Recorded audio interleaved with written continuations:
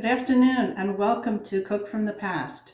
Today I'm going to be cutting up this turkey that it was frozen when I purchased it. It's been defrosted and I'm going to cut it into separate pieces and use them all differently. I'm going to use the breast meat to can, and that will make 4 to 5 pints of beautiful canned turkey breast to put on the shelf for use later.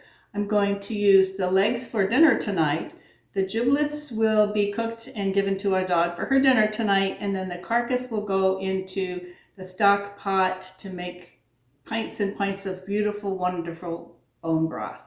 So I'm going to come back in a few minutes after I get the turkey uncovered, and we'll get started with cutting it up. Okay, I'm back. I've got the turkey uncovered, and the next step is going to be to remove the skin and start cutting up the meat. One of the things that I want to mention is when you're doing any kind of butchering type thing like this, make sure that your knives are nice and sharp. You have a greater chance of being injured trying to put more pressure on trying to cut with a knife that is dull. So make sure the knives are really well sharpened before you get started. Now this thing, I never knew what it was for. It came in all of the sets of knives that I ever had, and I never used it until the last couple of years. It's a knife sharpener. So if you do have one of these and your knives are dull, go ahead and work on getting your knives sharpened before you even start. The way to do it is to go on a diagonal and pull back on both sides. What you don't want to do is go like this because that will create a dull knife. So diagonally, diagonally, that'll give you a nice sharp knife. So I'm going to start by getting the skin off of this bird, and I'll be cutting off the extra pieces that I won't be needing, like the tail and some fat and that kind of thing. So this turkey was not on my shopping list on the day that I bought it. Actually, I bought two at the same time. However, as I was leaving the store, I'd already picked up what was on my list. I was leaving the store via the meat department, and someone was there unloading crates of frozen turkeys and putting them into the freezers there in the meat department, and the sign was already up. They were 75 cents a pound. Now in April of 2023, 75 cents a pound for whole turkeys is an incredible price. So I did not want to miss out on that. So I went ahead and put 2 turkeys into my cart, and so now I have turkey to put in my freezer, make other things from it, lots of different things that you can do with a turkey. I already had some whole frozen turkeys in my freezer, so I really didn't need to keep them in that whole form. So I decided to go ahead and get them cut up and made into broth. Okay, the giblets are in the front here. I'm going to go ahead and get that opened up and put in the pot for the dog. She will appreciate it greatly this evening when she gets her dinner. There's the heart, the kidneys, and heart, kidneys, and liver is what's going to go in the pot for the dog, and she will be very happy tonight. Also in the back inside the cavity is the neck, and I really don't care for the neck. There's not a lot of usable meat on it, so that's going to go into the stock pot that I have already on the stove here. My first cut is going to be right along the top bone, just to get it started.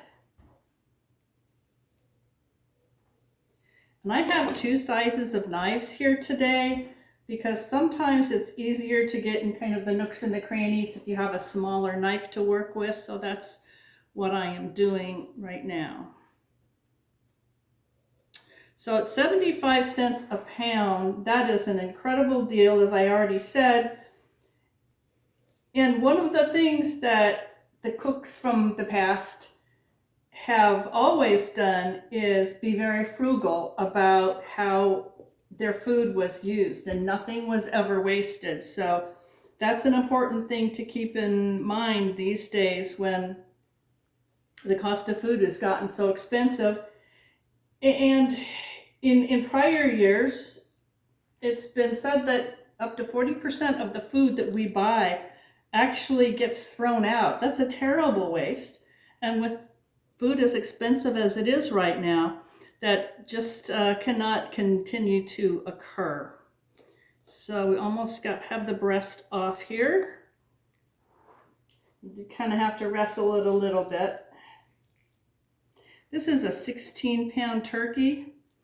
So the last turkey I did was a little bit smaller, and it gave me just 4 pints of the white meat to can. I thought that was kind of a small amount for such a big bird, but when you consider that there's a lot of other parts to the bird, the legs and the thighs and all of that, there's a lot of different meat.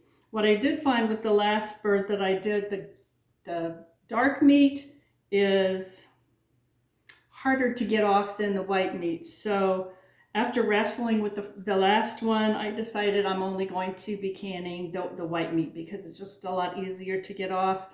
Any meat that's left on the carcass will come off once the broth is made, and we can harvest the dark meat that way, and that will be turned into some other meals as well, such as chicken and dumplings. Those little bits of meat is perfect for that.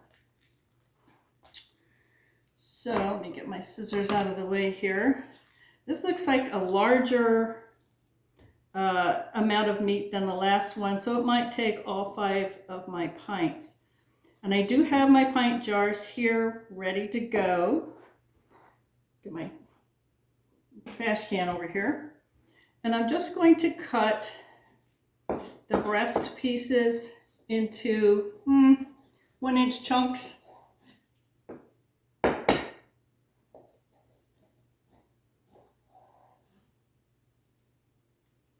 When they are canned, they are going to be canned raw. And I don't know if you've ever done any canning of meat, but it's perfectly safe. And as long as you follow the rules for canning that are established by the USDA, you should be fine.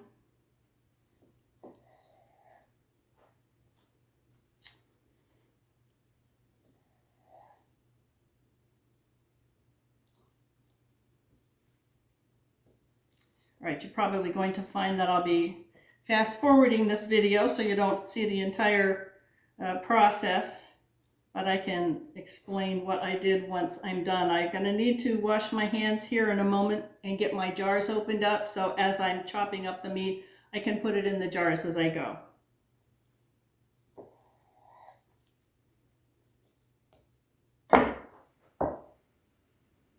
Okay, hands are clean, jars are open, and now I'm just going to start cutting about 1-inch chunks of meat and press them into the jars.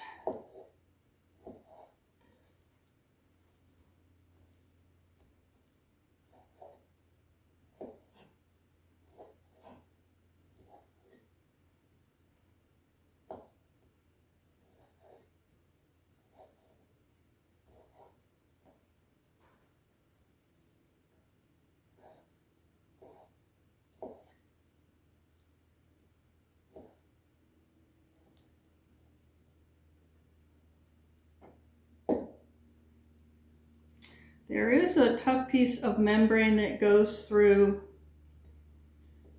each breast, so I don't really like to come across it when I'm eating the turkey, so I do try and strip that out of the turkey breast as I'm cutting it up.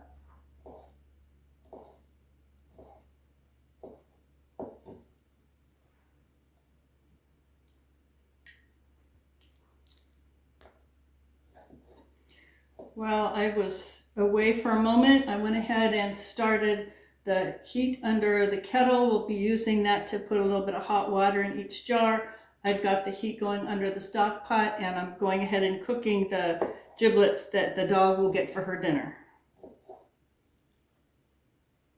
Some people like to eat the giblets. I'm not fond of them, so I'll let the dog have them. She'll be happy. All right, I'm only filling the jars to just below the 1-inch rim on the jars, because I'm going to be putting some water in as well. We got one already. Yeah, I definitely think we're going to have more pints of turkey this time around.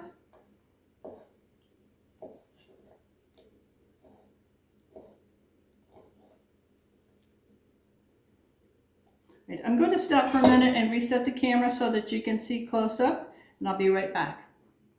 Okay, I've got the camera reset so that you can see up close. This is about the size strips of turkey that I'm putting in the jars.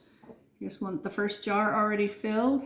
You can see how that is a greater than 1-inch headspace is what it's called, so that there's plenty of room for expansion and additional fluid going in.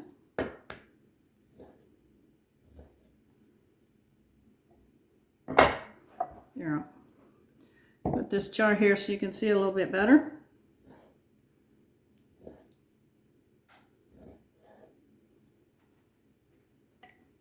One of my favorite things to do with the meat that comes out of the stock pot after it's been simmering for hours and hours is to bag it and put it in the freezer with a little bit of the broth and use it for, well, it would be turkey and dumplings instead of chicken and dumplings, but it makes an absolute delicious meal, and it utilizes every single bit of the bird, and that's what you really want to do. Nothing should be going to waste. It's a shame that in this country we've been pretty affluent and have wasted so much food over years, but with everything as expensive as it is and things are really kind of unknown where the economy is going, we have to pay better attention to using our food in the best possible way, which means using up every single bit, whether it's, you know, a casserole, whether it's vegetables, rice, meat, whatever. We just need to be better about using everything that we have, because you just never know when it all can disappear on us. That happened to the people in the Great Depression. All of a sudden the bottom fell out of the economy and people were really hard pressed to find food at all. So I would hope that we're not going in that direction, but you never know. Okay, we've got 2 pints here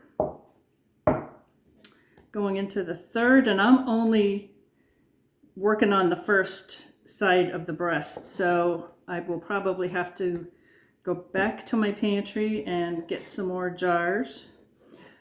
I have my canning jars already prepared in the pantry. Whenever I get them home new from the store, I immediately wash them in the dishwasher and replace the lids. So anytime I want to can, and I do can all year long, I will have jars ready to go. So that's super convenient and helps me to make better use of the foods that are available.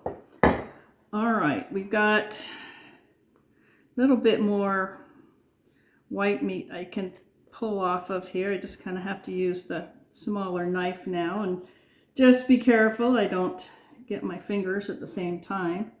But there's definitely a lot of more meat on this bird than there was the last one I did.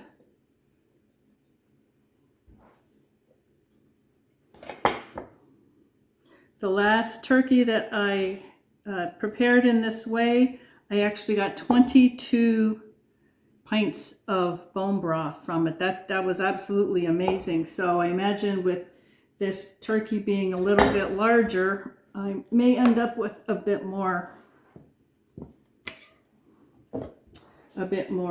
broth.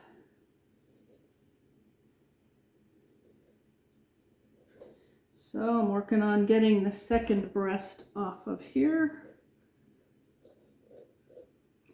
Try to make sure I don't cut into any bone or gristle or connective tissue, because that isn't going to be wanted in the final product that we're canning.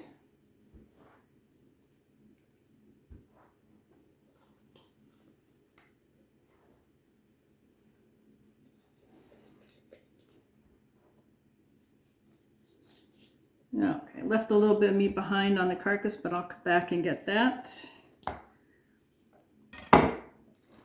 So I don't know if you can see this, but there's connective tissue in there. I go ahead and cut that off as I'm going. It isn't going to hurt if it's still on there, but I try to not have anything that's too chewy and hard to eat in my canned turkey.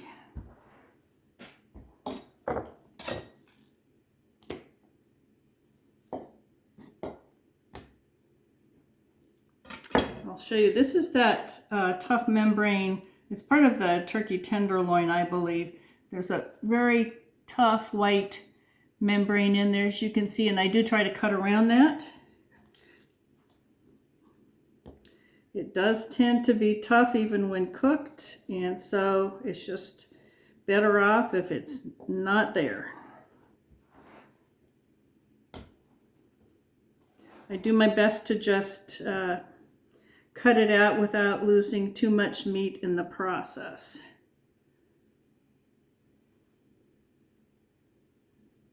Sort of a white, shimmery membrane.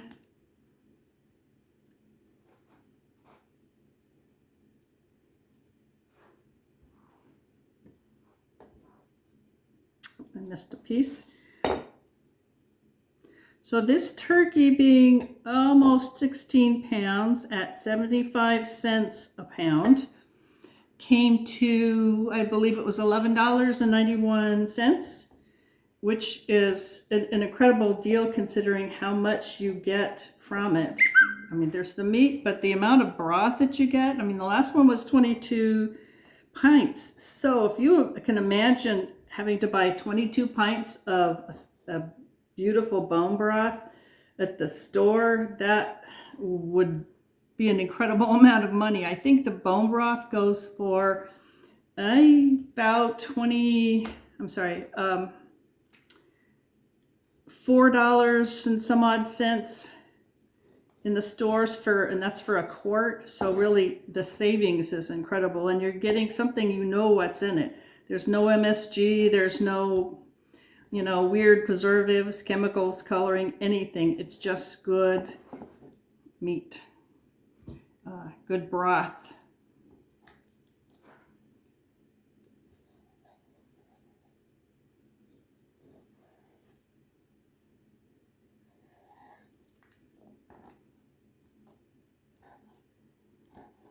That's the other thing that cooks from the past had it over on us these days.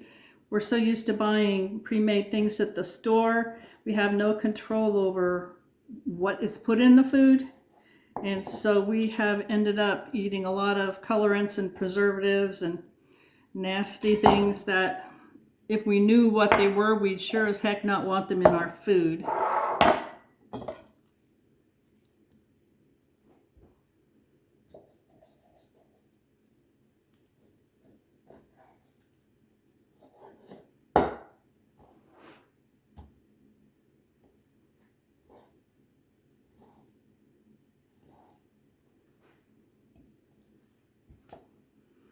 So this video is going to be made in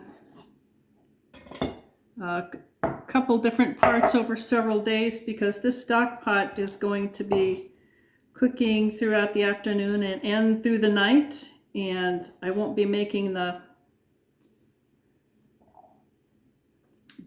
broth, finishing it up until tomorrow. So tomorrow's will be a continuation of today's video. The longer you let your broth simmer, the more nutritious it's going to be.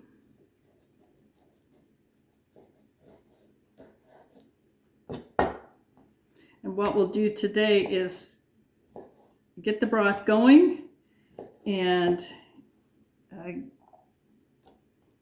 get the white meat here that we're canning, get that done. And then we'll be finishing up tomorrow.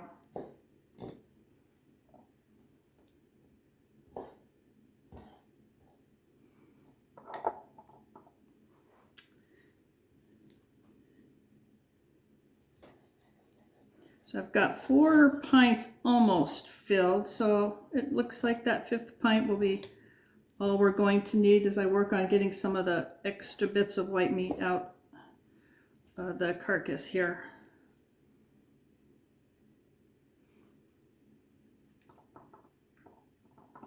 All right, this will be the final one. I do not have the water going underneath the canner right now because this meat is all cold and the jars are cold. So we're going to be starting it from cold with the canner. The water will be completely cold and then we'll bring it up to heat after we get the jars inside. What we don't want to do is put cold jars with cold meat inside a hot canner because that will cause the jars to shatter and then everything will be completely ruined. So cold jars, cold water.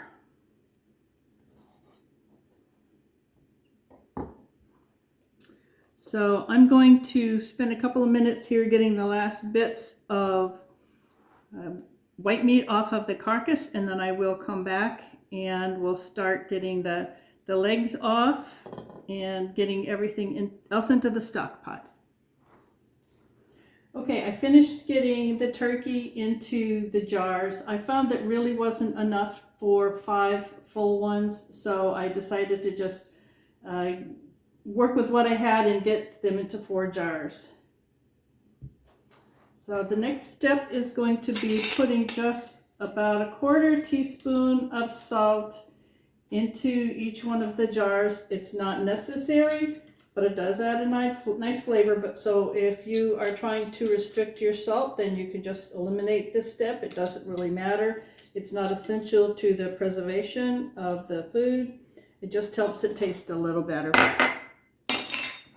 Next step, I've got the water boiling in my kettle, so I'm just going to add a little bit of hot water to each one, just to bring it to the 1-inch headspace mark.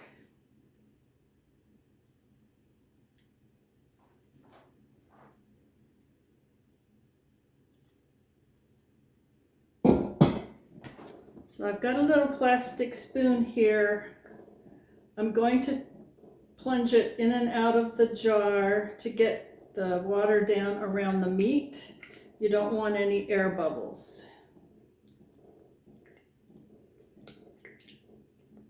And you'll find that the water level does go down because it's filling all of those air bubble spaces. So we'll be coming back in a moment and putting a little bit more water in. As this turkey cooks in the jars, it's going to be making its own broth as well. So it will be nice and moist when it's all done.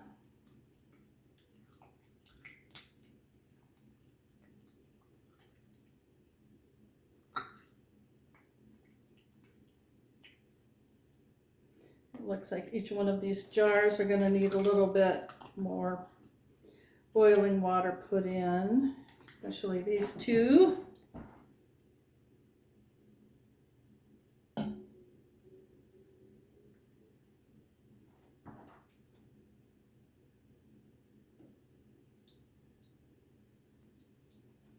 If you find you've got too much water in there, you can always take a little bit out.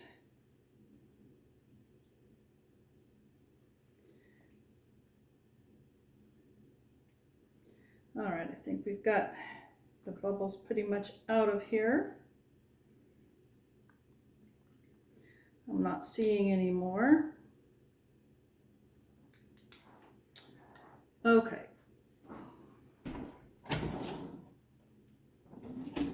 I should have gotten this sooner, but we're going to need a nice clean rag and a little bit of vinegar and clean the tops of each one of these jars where it's going to come in contact with the canning lid. We don't want any residue at all, no grease, no little bits of turkey, nothing like that that could cause the seal to fail.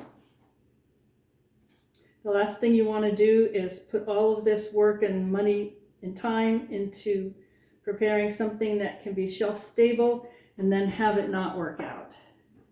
So this is absolutely essential to clean these jars at the very top. Okay, and the last one.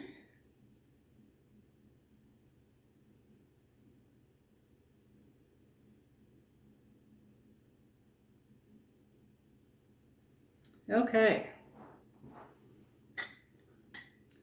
The rest of the vinegar can go into the canner, and that will help prevent any residue from the water making marks on the jars. Sometimes hard water, that's a little too tight. Sometimes hard water can leave white marks on the canning jars if there's a lot of minerals in your water, and that vinegar will help prevent that from occurring. It doesn't hurt anything. You can always clean it off if necessary with a little vinegar after you take them out of the canner. But if you can prevent them from the first place from forming, then it is better to do that.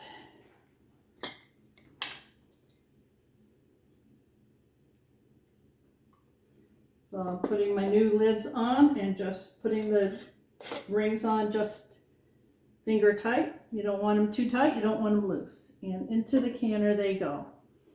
If this was a hot jar and hot water in the canner, I'd be using a jar lifter, but that's not the case this time, so I don't need one. But when I take them out, they will be very hot, and so I will be using one then.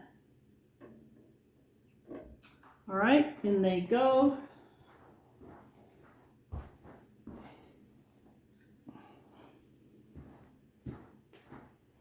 Got the lid to my canner.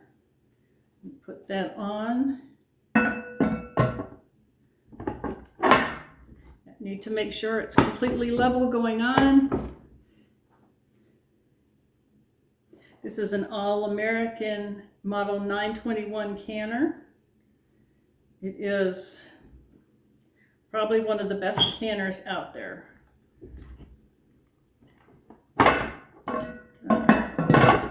Let's readjust this somehow. There we go.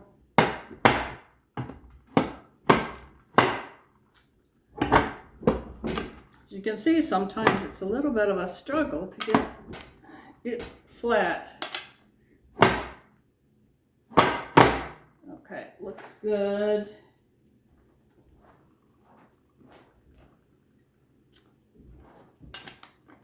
At this point, we're going to start getting it closed up.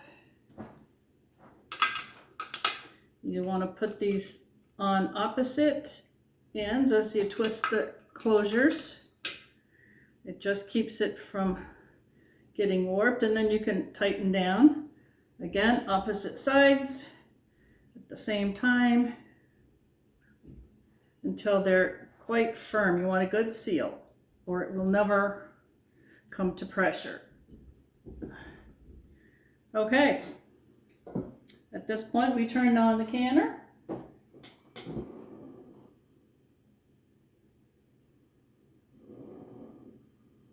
The ultimate heat that we're going to want to continue the canning process is between high and medium high. So I take that back, medium high and medium. That's about what I found works best for this canner.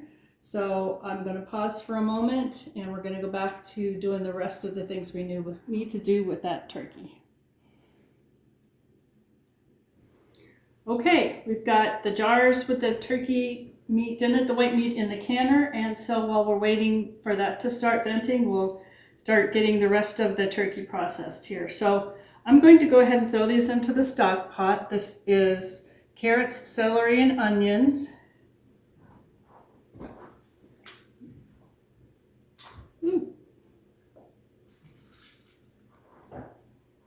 So I will point out that, I don't know if you can see it, but the onions, I just left the skins on. You just cut it up and throw it in, perfectly good. And actually, if you leave the skins on, they'll give the stock a beautiful yellow color Makes it delicious. The celery is just bits of the tops that I normally don't use in recipes. The carrots are not peeled. They're just scrubbed clean and in they go. Now we're going to start getting the rest of the stuff for the pot and for the pieces for our dinner tonight. So I'm going to start with the wings. Some people love the wings. We're not fond of eating them here, so they're just going to go into the stock pot. And we'll get the meat from them later on. Getting those wings off makes it easier to then get the legs off of the bird. I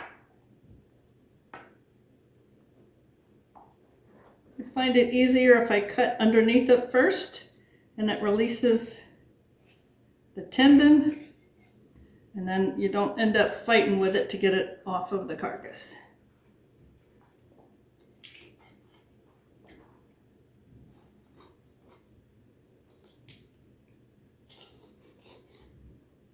You go right in between the joint and it's gone into the pot. And that pot is already nice and hot for the stock.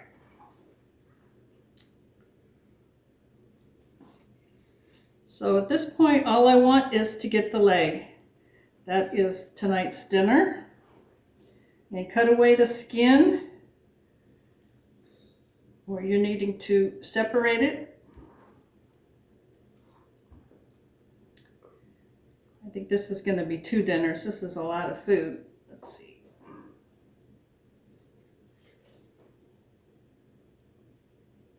Try to slide the knife in between the rib cage bone and the leg itself. Then you can get to the joint. Just dislocate the joint. Wow, that's huge. Yeah, this is going to be a couple of meals. And into the pan it goes. All right, and the next one, I don't know if you can see this. Let me get the skin out of the way.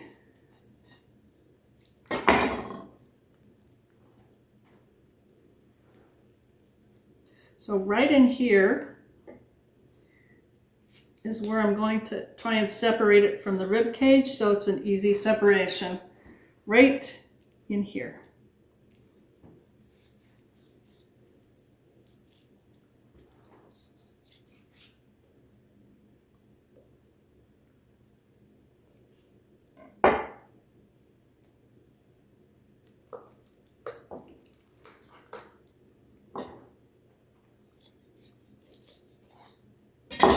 All right, and pull it this way. It separates the joint.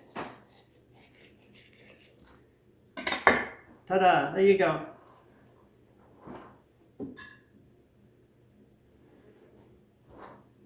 All right, really all we've got left now is the carcass.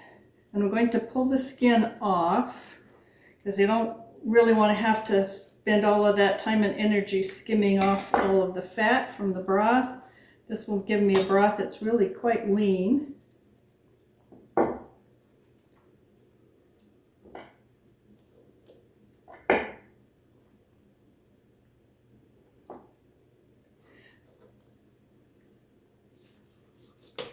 I'm actually going to get rid of the tail because it's really nothing but fat.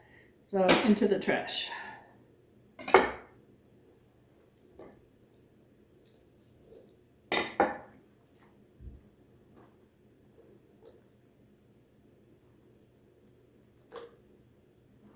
The skin does not come off the back of the bird that easily, but just be careful and kind of pull it away with your hands and get your knife in there. Just keep it away from your fingers.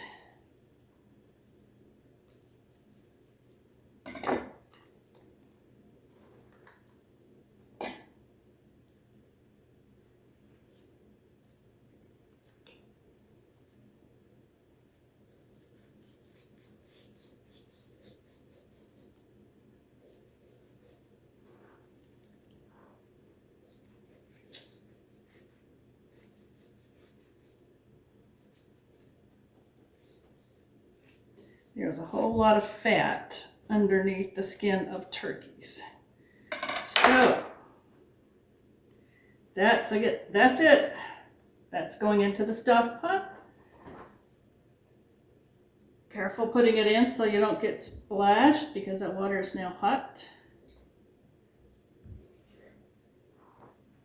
I'm going to wash my hands and put the lid on. Okay, did a little cleaning up. And we're about ready to put the lid on the stock pot here.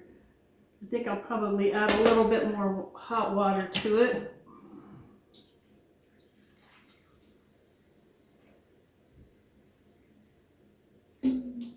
There we go. This is going to cook all night on very low. And by morning, we will have the most beautiful bone broth.